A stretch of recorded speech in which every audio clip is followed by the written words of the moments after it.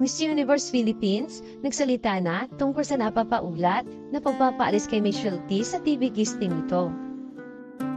Nakikita sa video na may isang staff ang lumapit kay Michelle at inescortan ito paalis sa grupo ng iba pang kandidata.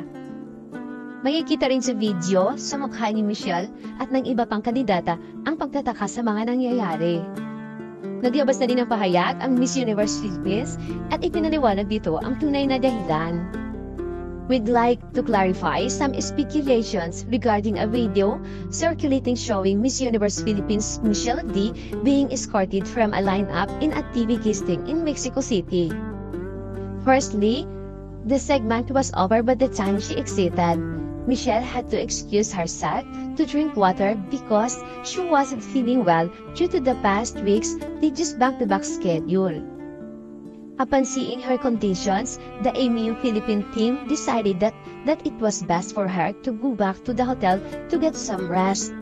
Michelle to join the city tour today as long as she feels better. Please wish that she get well soon. Samantala, matatandaan na naging kontrobersyal ang pag-aanonsyo sa top 5 candidates kung saan ay una na pasama si Michelle D sa post ng Miss Universe El Salvador. At ito ang kanilang post. Our mistake, in the rush to get our post up during Saturday's live broadcast, we accidentally mixed up the names of 2 finalists.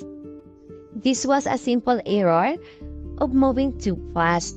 We heard the same results live at the same time that you all did. No special access over there. We're sorry to both finalists. Samantala, sa kabila ng paliwanag ng Miss Universe Philippines ng tunay na dahilan ng pagpapaalis kay Michelle D, ay hindi pa din matapos-tapos ang issue tungkol dito.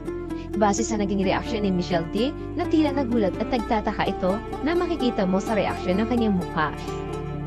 Hindi naman masisisi ang ilan magkomento ng hindi maganda dahil nauna na nga ang pambubuli at pamamahiya ng CEO ng Miss Universe Organization sa ating pambato na si Miss Universe 2022 Philippines, Michelle D.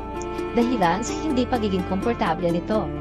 At pinapalabas pa nito na hindi matanggap ni Michelle D at ng mga Pilipino ang pagkatalo nito sa kakatapos lang na kompetisyon. Inalmahan din ng mga Pilipino ang hindi magandang asal ng CEO na ito dahil tila nasisiyahan pa ito sa pambubuli at pamamahiya. At sinabi pa nito na gagawa ito ng kanta at cough syrup na ang titulo ay Cannot Move On. Tila minamaliit ng CEO na ito si Michelle D at ang mga Pilipino. Sabay ng huli, sinabi pa nito na ang kompetisyon ay kompetisyon at nakasalalay sa mga hurado ang resulta nito.